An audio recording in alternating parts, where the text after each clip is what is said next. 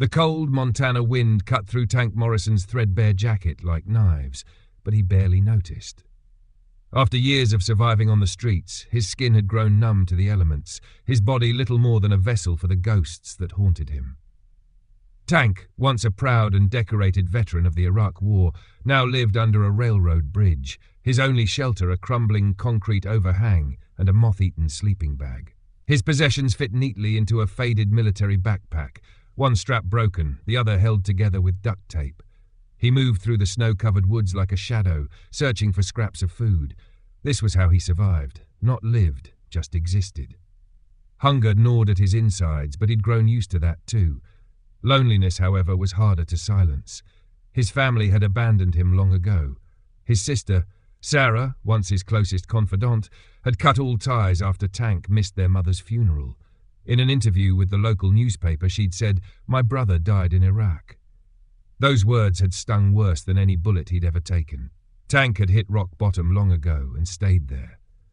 But that morning, fate intervened, not with a grand gesture but a low whine in the snow. At first he thought it was the wind.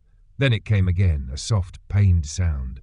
Tank turned his head, squinting against the sunlight that reflected off the snow. Something moved ahead in the trees. Cautiously he stepped forward, his boots crunching in the crusted snow, and there, lying half-buried beneath a blanket of white, was a dog. A German shepherd, big and muscular, but clearly hurt. Blood stained the snow around its flank, and a bullet wound gaped just behind its ribs. The dog's breathing was shallow but steady, and when Tank knelt beside it, its eyes opened. They were startling, clear, intelligent, alert, not panicked, not afraid, just watching. "Who did this to you, boy?" Tank asked softly. The dog didn't flinch. Its ears twitched at the sound of his voice, and it held his gaze with unsettling calm. There was no growl, no sign of aggression, just quiet trust. Tank's fingers brushed against a tag dangling from the dog's neck. It was old, the metal pitted with time, but the inscription was still legible. Wiping away a smear of blood, he read it aloud. Project Wetcher, 1943, Subject 7. Beneath that was an emblem, an eagle clutching not a swastika, but a medical caduceus. Tank frowned. "That's not possible," he muttered. "You'd be ancient." The dog's ears perked slightly at his voice, as though it understood. Tank sat back on his heels, snow crunching beneath him. He had nothing, no food, no warm clothes, not even a plan for surviving the rest of the day. But something in those eyes looked familiar. It wasn't just the pain. It was the silence behind the pain, the kind Tank had seen in the mirror for years. A fellow soldier, a fellow survivor. "Hang on, buddy," he said. With hands trembling from cold and exhaustion, Tank fashioned a crude stretcher using his sleeping bag and some branches. The dog didn't resist as he gently lifted it, though it whimpered once from the pressure on its wound. It was heavy, easily 90 pounds, and Tank's malnourished body strained with every step. 3 miles. That's how far he carried the dog, stumbling and sweating beneath his thin layers, his breath coming in ragged clouds. The snow was knee-deep in places, the terrain uneven, but somehow Tank made it back to town. He didn't head for the front of the veterinary clinic. He couldn't afford that. The sheriff already knew his face too well and wouldn't hesitate to run him off. Instead, Tank slipped around to the back, where he knew the clinic discarded expired supplies and old meds. Nestled behind a trash bin, partially shielded from the wind, he laid the dog down gently. "I'll be right back," he whispered. 20 minutes later he returned, carrying all he could scavenge, half a bottle of antiseptic, a torn roll of gauze, a handful of bandages, and miraculously, a small bottle of antibiotics. Expired but only just. Not enough. He needed more. Reaching into his pocket, he pulled out his wallet. Inside was a single $20 bill, his entire fortune, saved for the moment hunger became unbearable. Without hesitation, he tucked the wallet away and marched into the nearby convenience store. "I need antiseptic, clean bandages, and whatever dog food you've got for $20, he told the clerk. The man eyed him with suspicion but said nothing. Moments later, Tank was back at the alley behind the clinic, supplies in hand. "Let's see what we can do, Sergeant," he murmured, crouching beside the dog. The name slipped out before he realized it, but it fit. The dog had the build of a soldier, the stare of a commander. And those tags, military, old, impossible. He worked quickly, cleaning the wound, applying antiseptic, wrapping it in gauze. The dog stayed still the entire time, his eyes never leaving Tank's face. "You're not normal, are you?" Tank whispered. "What the hell are you?" The dog responded with a faint thump of its tail, a sound so soft it was barely audible over the wind. "We can't stay here," Tank said. "Sheriff will have me in cuffs by sunset." He knew of an old cabin deeper in the woods, abandoned, broken. But it had 4 walls and a roof, better than the cold alley behind a vet clinic. Tank fashioned a sling across his shoulders and lifted Sergeant once more. It took hours to reach the cabin, every step a battle. Tank's muscles screamed, his lungs burned, and twice he nearly collapsed. But he kept going, driven by something he didn't fully understand. When they arrived, the last light of day was fading. The cabin was a ruin. Half the roof caved in, furniture rotted, windows broken, but it was shelter. Tank cleared space by the hearth, laying his coat beneath Sergeant's battered body. "Not much of a clinic," he said, dropping to his knees, "but it'll have to do." That night, Tank didn't sleep. He fed the fire, changed Sergeant's bandages, coaxed water into his mouth, and kept vigil. When morning came, Tank's stomach was hollow, his body aching. But Sergeant's breathing was easier, his eyes brighter. Tank smiled for the first time in months. "You're a tough bastard, aren't you?" The dog thumped his tail once more. In that crumbling cabin amid the snow and silence, something had begun to change. Tank, the forgotten soldier, and Sergeant, the impossible dog, had found each other at the end of their ropes, and fate was only just beginning.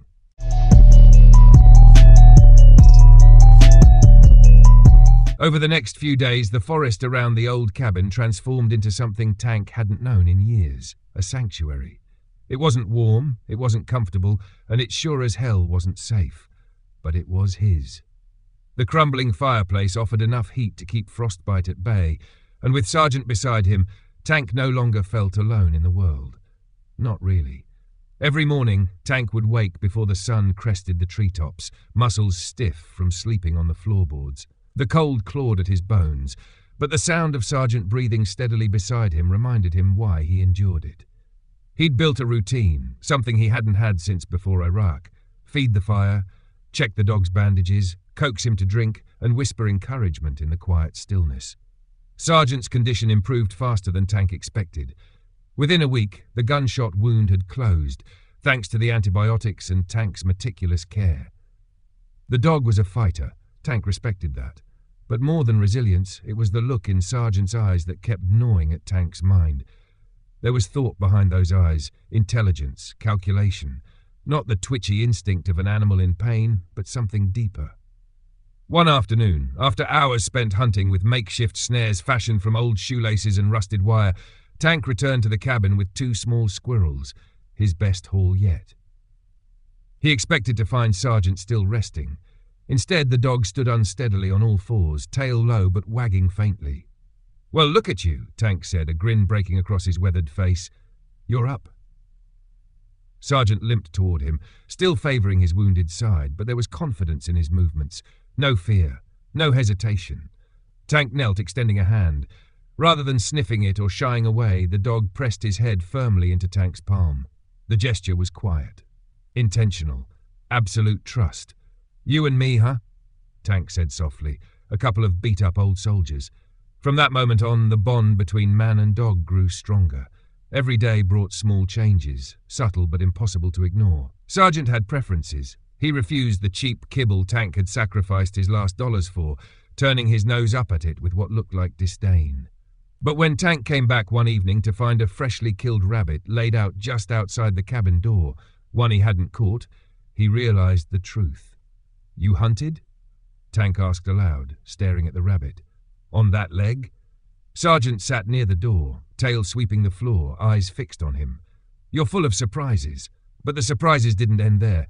One night, as Tank was preparing to boil water, he knocked over their small container. The icy liquid spilled across the wooden floor. "Verdammt," Tank muttered, an old curse word his German grandfather used when frustrated. Immediately, Sergeant snapped to attention. His ears pricked, his posture straightened. It was like watching a switch flip. Tank blinked. "You understand German?" Sergeant didn't move, didn't bark, just stared. Tentatively, Tank tried again. "Sitz." The dog sat. "Bleib." Sergeant held still, not moving an inch. "Com." The dog rose and approached with controlled precision. Tank felt the hairs on his neck rise. "What the hell are you?" He hadn't trained Sergeant. He'd never even owned a dog. And yet here was this animal, responding with discipline and obedience to military-style commands, in German. A language Tank barely remembered. It wasn't just intelligence. It was training. Tactical, deliberate, ingrained. Sergeant wasn't a pet. He was something else. Something created. Tank didn't sleep that night. He sat by the fire, Sergeant curled nearby, and stared at the flickering flames, questions racing through his mind. Who would train a dog like this? Why was he carrying a tag marked from 1943? And why had he found his way to Tank, of all people? As the days passed, Tank noticed more patterns. At night, Sergeant would do slow laps around the cabin, moving in tight, calculated arcs. He wasn't just stretching his legs, he was conducting perimeter checks. Tank recognized the behavior from his own military service, patrol movements, security sweeps. Whoever Sergeant was, wherever he came from, he hadn't forgotten his purpose. Tank's health improved slightly as well. Not because he wanted to, but because he had to. Keeping Sergeant alive meant keeping himself alive. He took on odd jobs in the small town nearby, chopping firewood, shoveling snow, enough to earn a few dollars for food and supplies. The sheriff still kept a wary eye on him, but as long as Tank kept his head down, no one bothered him. One afternoon, as he cleared snow from an elderly woman's walkway, she paused in her doorway to watch. "That's a mighty unusual dog you've got," she said, eyeing Sergeant, who sat obediently at the edge of the property. "German Shepherd, isn't he? But bigger than any I've seen." "Yes, ma'am," Tank replied. "He's a good boy. Where'd you get him?" "Found him injured in the woods. We kind of found each other, I guess." She nodded thoughtfully. "My late husband was stationed in Germany after the war.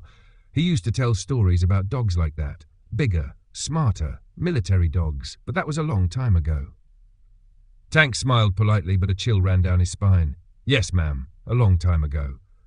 That evening, as they walked the trail back to the cabin, Sergeant began acting strangely. He kept pulling toward the north, pausing to look back at Tank, ears forward, posture rigid with purpose. "What is it, boy? Something up there?" Tank asked. Sergeant barked once, sharply, then turned again in the direction of the distant mountains. "Home is this way," Tank said, pointing back toward their cabin. Sergeant let out a soft, almost human sound of frustration before reluctantly falling into step beside him. This happened again, and again. Each time they left the cabin, Sergeant would attempt to veer northward toward the mountains.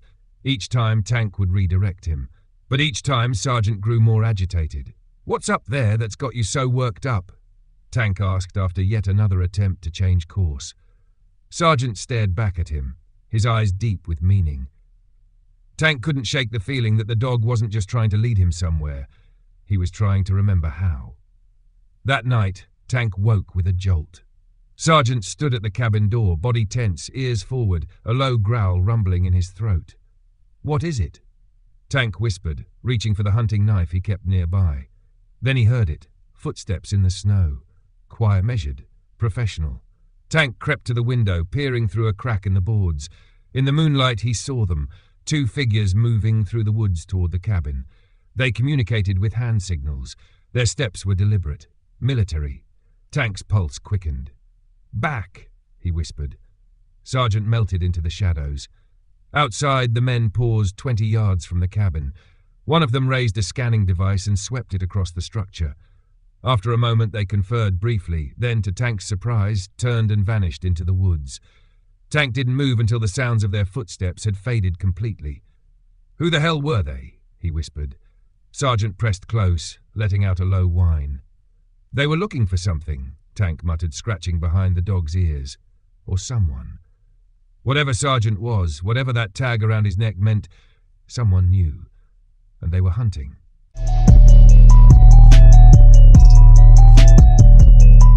By morning, the snowfall had thickened to a dense veil, muffling the world outside the cabin into silence. Tank stood by the dying embers of the fire, staring down at Sergeant, who was pacing now, agitated. The dog's movements were no longer subtle. He was ready.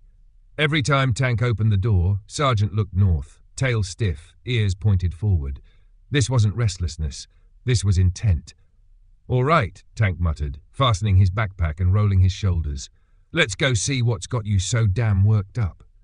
He packed what little they had left, some dried meat, a half-empty bottle of water, makeshift medical supplies, the last of the antibiotics. The cold bit at his skin as they left the cabin behind. Sergeant led the way, his stride confident, steady. This wasn't wandering. He was following something. At first, Tank thought it was instinct, but as the dog paused occasionally to sniff the ground or test the air, then adjusted course with eerie certainty, Tank realized Sergeant wasn't guessing. He was remembering. They moved north for hours, deeper into the wilderness. The trees thickened, the terrain grew steeper, and the trail less defined. Sergeant never hesitated. The snow came down harder, narrowing visibility to a few yards. Tank's breath came in harsh clouds, his legs burned with exertion, lungs aching from the thin mountain air. His military fitness had long deteriorated under the weight of addiction and homelessness, but he pushed forward. "Not all of us have 4 legs, you know," he grumbled during a short break, bending over with hands on his knees. Sergeant responded with a low, determined whine and pushed on ahead.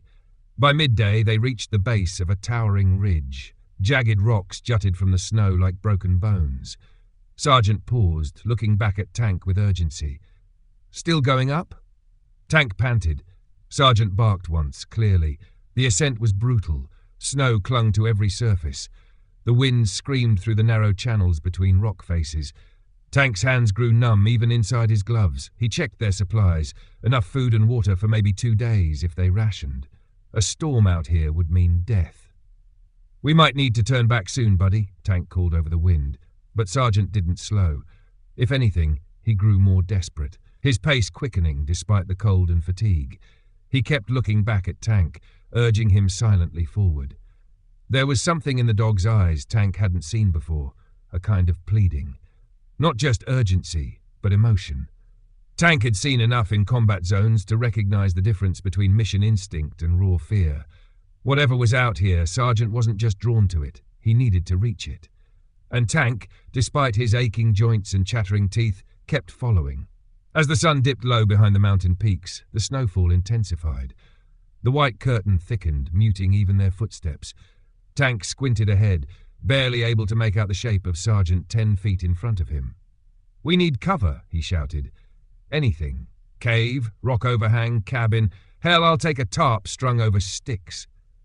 Almost as if in response, Sergeant barked and veered sharply to the right, breaking through a patch of underbrush. Tank pushed through the thorns and branches, stumbling after him. And there it was.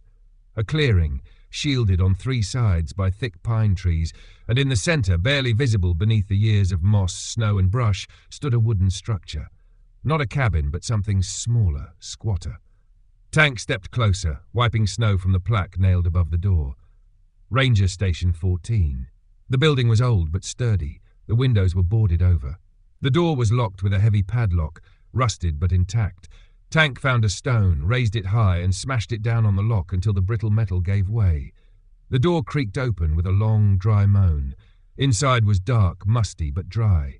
A desk, a stove, shelves stocked with old military-style rations. Dust covered everything, but it was solid, safe. "We're not going anywhere until this storm passes," Tank muttered, setting his pack down and getting to work. He coaxed a fire from what remained in the stove, using old wood stacked in the corner. The warmth filled the small space quickly, melting the ice that clung to their boots and coats. Sergeant prowled the room with quiet intensity, sniffing walls, corners, even the ceiling. Tank set about checking the supplies. Old Kratians, some still sealed, likely from World War II. A map hung on the far wall, marking mountain ranges, trails, and something else. Unlabeled paths and red X's Tank didn't recognize. "What was the military doing out here?" he murmured. Sergeant barked suddenly, drawing Tank's attention. The dog stood by the far wall, pawing at the floorboards with insistence. Tank crouched beside him, brushing away decades of dust and grime. There was a seam, barely visible. The boards here fit together too perfectly, unwarped by time or moisture. He pressed down. Nothing. Then he found a slight indentation near one corner. He pushed. Click. A small section of the floor lifted slightly. "Hidden compartment," Tank whispered. He pried the panel up carefully, revealing a hollow space beneath. Inside sat a metal box and a thick, leather-bound book, its strap brittle with age. Tank opened the book first. The pages were handwritten, in German. The dates in the margins jumped out at him, 1943, 1944, 1945. Flipping through the pages, Tank found detailed diagrams, technical drawings, medical notes, and dogs, dozens of sketches of German shepherds with annotations and measurements. One page had a photograph clipped to the edge. It showed a line of German shepherds standing at attention, each wearing a tag. Behind them, soldiers stood, some in German uniforms, others unmistakably American. An alliance that should never have existed. Tank glanced from the photo to Sergeant. The resemblance was uncanny. "These dogs, they look exactly like you," he murmured. Sergeant watched him silently. Tank set the book aside and examined the metal box. A simple combination lock held it shut, 3 dials. On a whim, Tank entered the numbers from Sergeant's tag, 743. Click. Inside was a folded map, more detailed than the one on the wall, and a small leather pouch containing a single old-fashioned key. The map marked a specific point deeper in the mountains. It bore the same symbol from Sergeant's tag, the eagle with the caduceus. "This is where you've been trying to take me," Tank said, showing the map to Sergeant. The dog's ears perked up. He barked once. Tank studied the terrain. They were close. Maybe a day's journey, 2 at most. "What's out there?" he asked softly. "What the hell were they doing?" Sergeant stood and moved to the door, growling low in his throat. Tank killed the lantern. The room went dark. He crept to the window, peeking through a crack. Flashlights flickered in the woods. "They followed us," he whispered. 3 figures, tactical gear, weapons drawn, moving with professional efficiency. Tank grabbed the book, the map, the key, and shoved them into his pack. He stomped out the fire, scattered the ashes, and moved quickly through the small station until he found a trap door under the shelves. A narrow tunnel led away, an old escape route. Tank and Sergeant squeezed through, emerging 50 yards down a slope, concealed by snow and underbrush. From their vantage point, Tank watched the men approach the ranger station. "They're here for you," he whispered to Sergeant, "or what you're guarding." They disappeared inside. Tank turned away, pulling his coat tighter. "Let's go." There was no turning back now.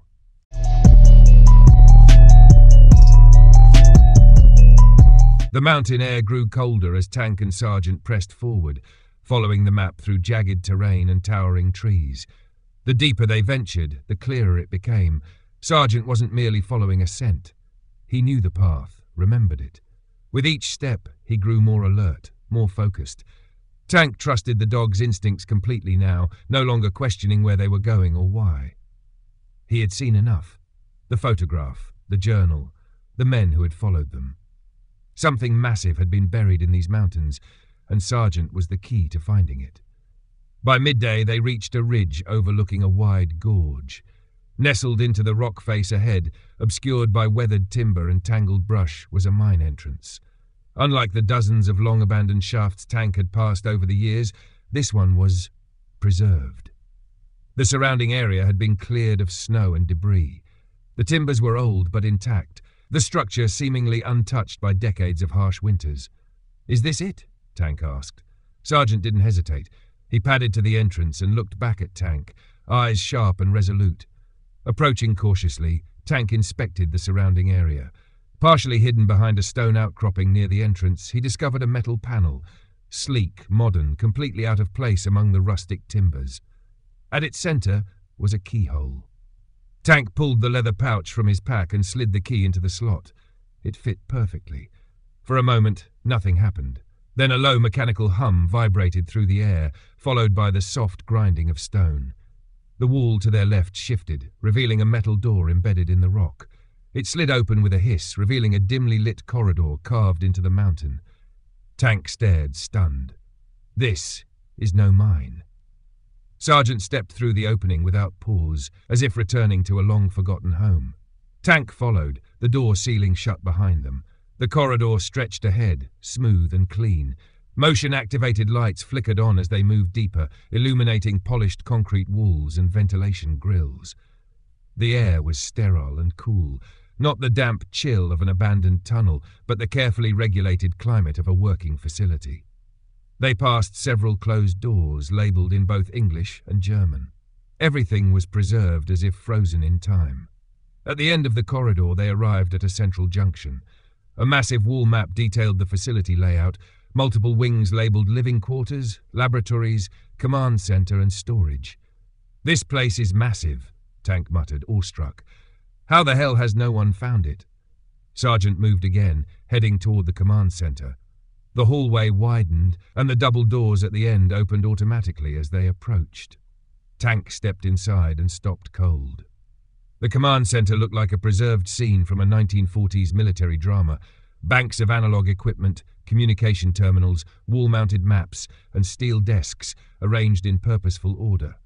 But everything was clean, powered, operational. On the main table at the centre lay a folder.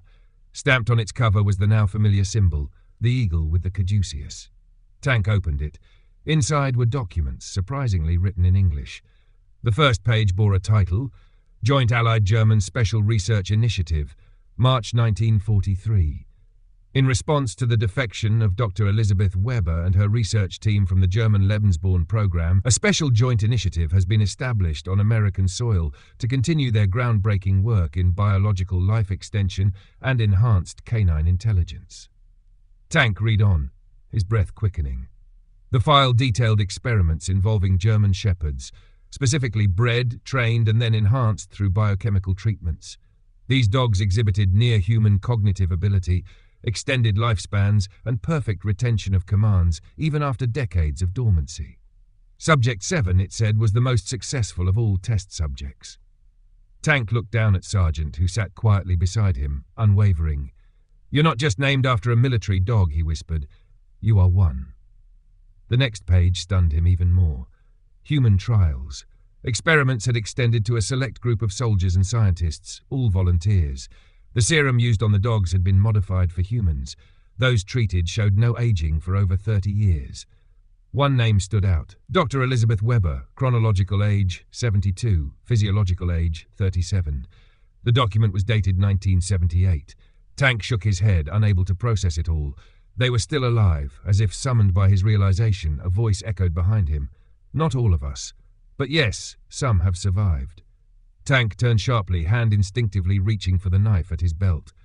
In the doorway stood an older woman, white-haired, face lined with age, but posture straight and movements graceful. Two men flanked her, one tall and severe with the rigid bearing of a career soldier, the other broader, with a Midwestern air and the watchful eyes of someone who'd seen war up close. Sergeant moved immediately, tail wagging, posture relaxed. He approached the woman, who knelt without hesitation and stroked his head. "Good boy, Seben," she murmured. "You've brought him, just as we hoped." She rose and faced Tank fully. "Thomas Morrison," she said. "We've been waiting for you." Tank stepped back warily. "How do you know my name?" "We know much about you," she said, voice calm. "I'm Dr. Elizabeth Weber. Chronologically, I'm 128 years old. These are my colleagues. Captain Erich Mueller, formerly of the German Army, and Lieutenant Colonel James Harrison, United States Army." Tank stared, his mind struggling to catch up. "You're claiming to be—" "What? Time travelers?" Weber smiled faintly. "No, survivors." They guided him to a conference table where more documents were laid out, medical charts, research notes, photographs. Weber explained it all. How she and her team had defected in 1943, how they'd established this hidden facility with American support, how the serum they'd developed could extend life by 100 years or more while maintaining peak physical condition. "But why hide it?" Tank asked. Mueller spoke now. "Because power corrupts. Imagine a world where only the elite have access to centuries of life, dictators who never die, billionaires who rule for generations. That's why we've remained hidden," Harrison added, "to protect the serum, to guard it from abuse." Tank processed it slowly. "And what does this have to do with me?" Weber folded her hands. "Seben, Subject 7, chose you. He led you here. That alone means you are worthy of trust." "But I'm not like you," Tank argued. "I'm a homeless vet with PTSD. My family gave up on me. I couldn't even stay sober." "That's exactly why you're perfect," Mueller said firmly. "You've lived with nothing. You understand sacrifice. And most importantly, you cannot be corrupted by immortality." Tank frowned. "What do you mean?" Weber opened a file, sliding it toward him. "When you treated Seben's wounds, we analyzed trace samples of your blood from the gauze." Tank's stomach dropped. "You what?" We had to be sure, Weber said gently. You lack the genetic markers needed for the serum to work. It wouldn't affect you. Tank blinked. So I can't live forever. Which means, Harrison said, you're the only one who can lead this project without the temptation of abusing it. Silence filled the room. The truth settled heavy in Tank's chest. They didn't want him to be another Guardian. They wanted him to be the next Guardian. Seban padded over and placed his head in Tank's lap. What happens now? Tank asked quietly. Weber stood. Now we tell you everything, because time is running out. And outside, in the snow-covered shadows of the forest, the enemy was closing in.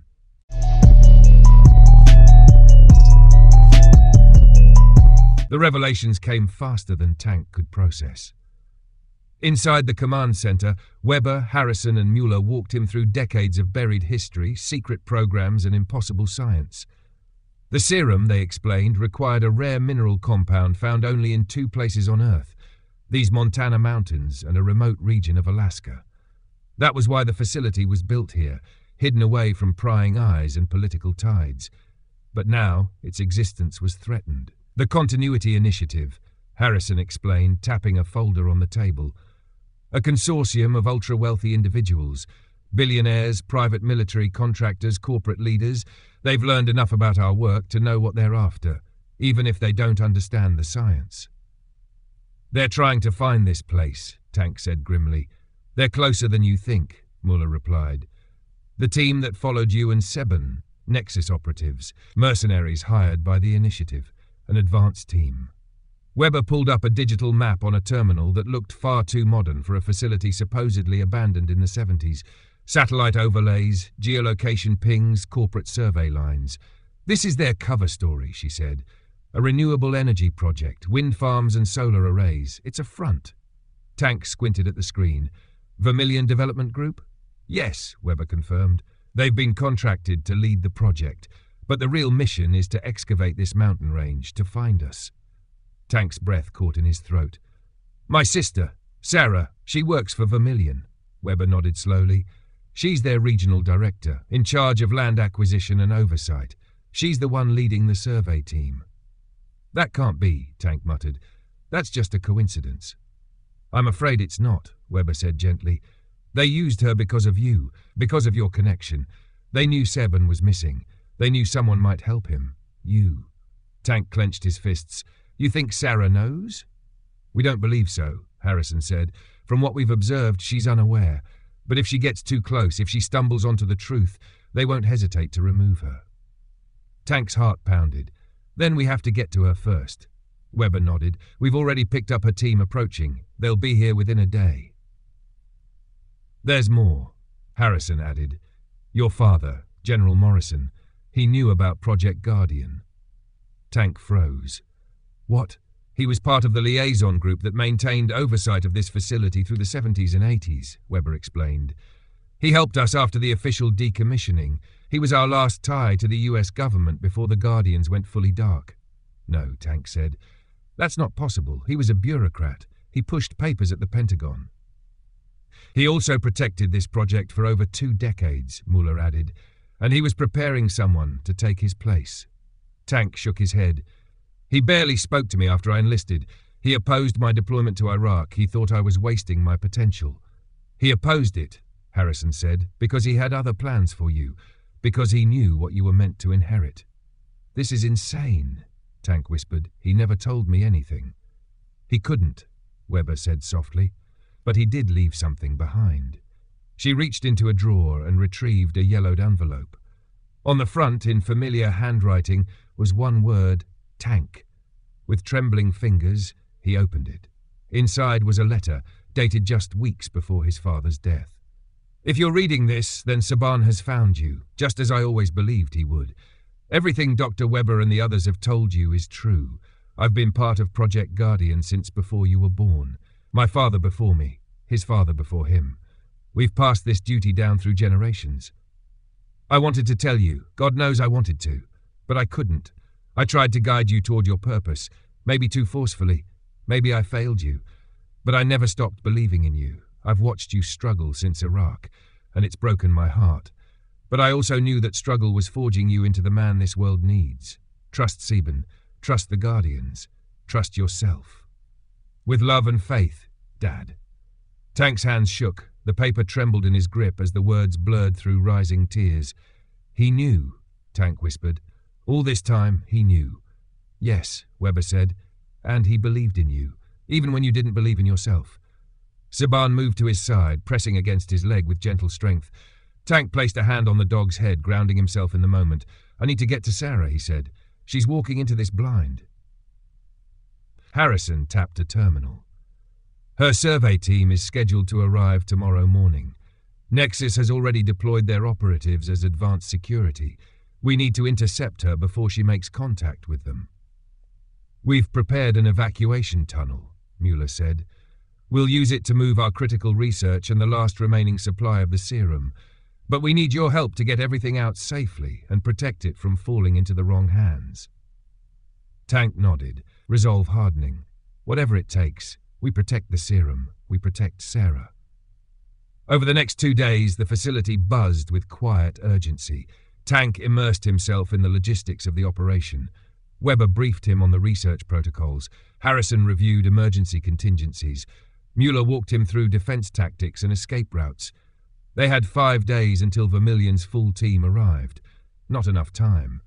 During a late-night strategy session, Tank turned to Weber. There's something you're not telling me about my father. Weber paused.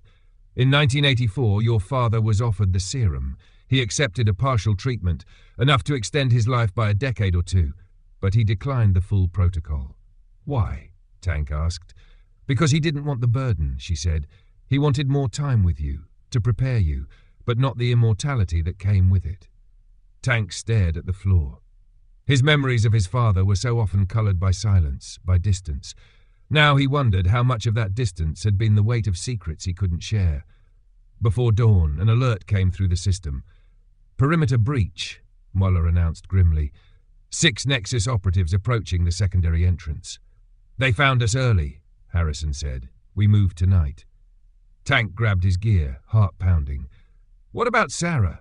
She's scheduled to arrive with the Vermilion team at first light, Weber said. We'll redirect the evacuation. But you and Siban, your job is to intercept her, get her out before Nexus makes contact. What if she doesn't believe me? Tank asked. Weber handed him a flash drive. Then show her this. It has everything. Documents, videos, records of the Continuity Initiative's plans, proof of everything we've told you. And if Nexus gets to her first? Weber met his eyes. Then she's a loose end, and they'll eliminate her. Tank clenched the drive in his fist. Then we don't let that happen. With final instructions exchanged, Tank and Siban slipped out through a secondary access tunnel, snow already falling thick and fast. They had 1 night to reach the access road where Sarah's convoy would arrive. Siban took point, nose to the wind, eyes scanning the trees, every movement purposeful. They were racing against the clock now.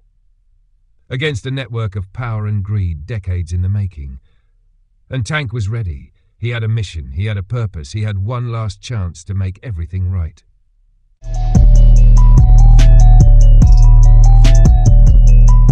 The road to the rendezvous point was slick with snow and silence. Tank and Siban moved swiftly through the forest, keeping low, shadows among shadows. Dawn crept slowly over the mountain ridges, painting the treetops in gold. Below, the winding road appeared just as the first black SUVs rounded the bend.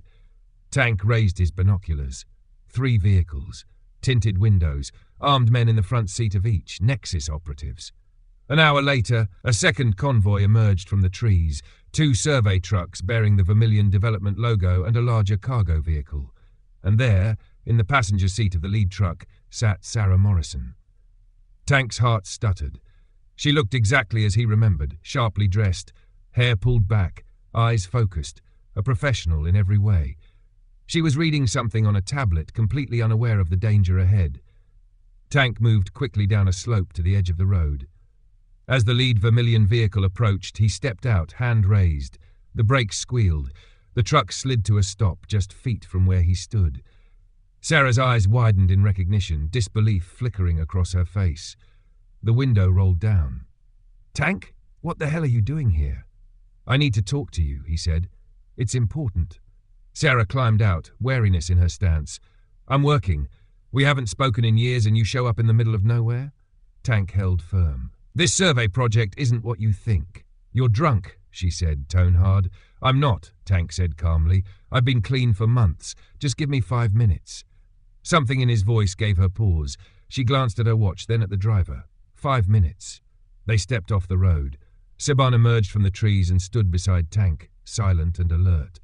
Sarah eyed the dog. That's your dog? This is Siban, Tank said. He's part of why I'm here. He handed her the flash drive. Everything's on here. Documents, evidence. The company you work for, Vermilion, is a front. They're working for a group called the Continuity Initiative. Sarah's brows furrowed. You're serious? Deadly, Tank said. They're not here to build turbines.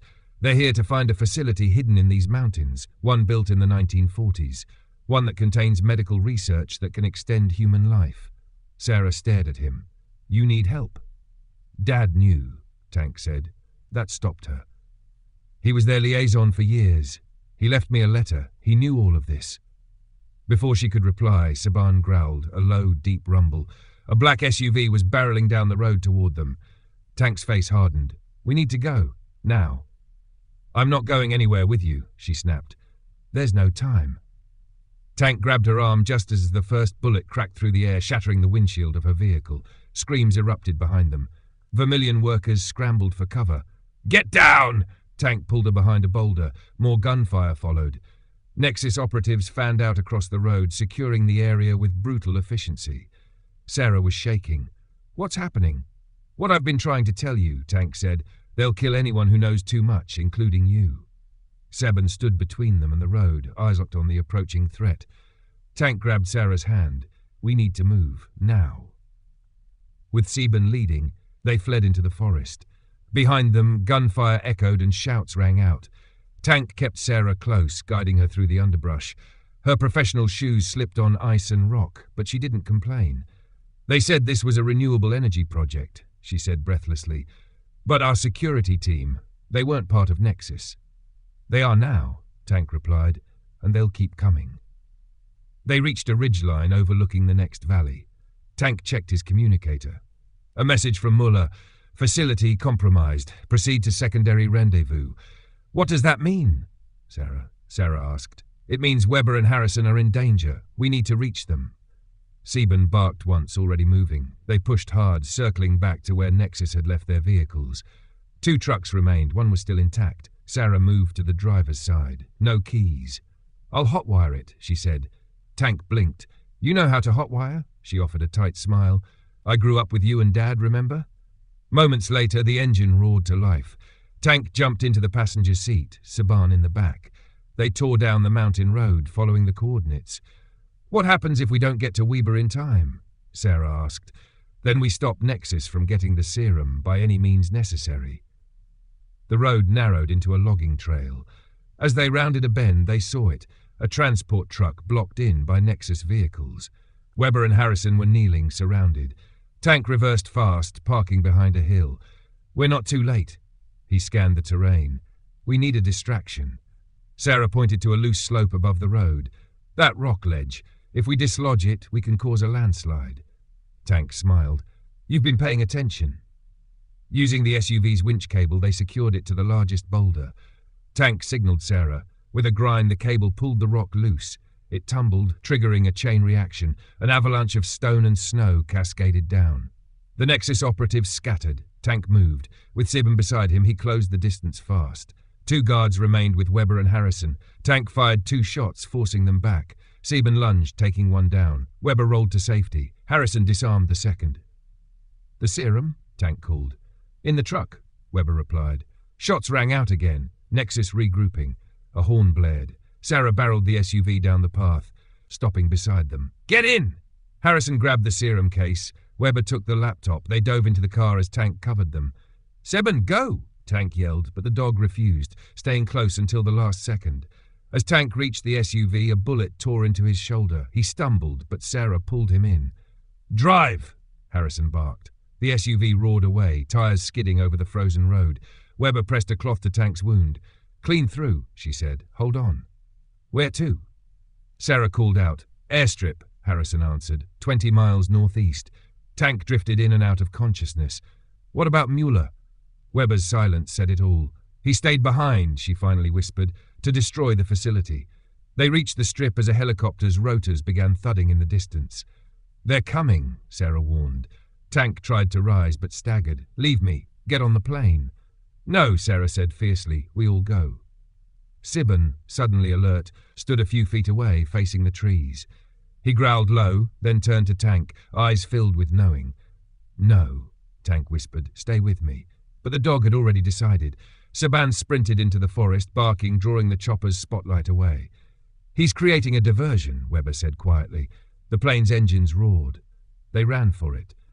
As they boarded, Tank turned for one last look. Through the trees he saw Sieben weaving among shadows, leading the hunters away. Good boy, Tank whispered. Good boy.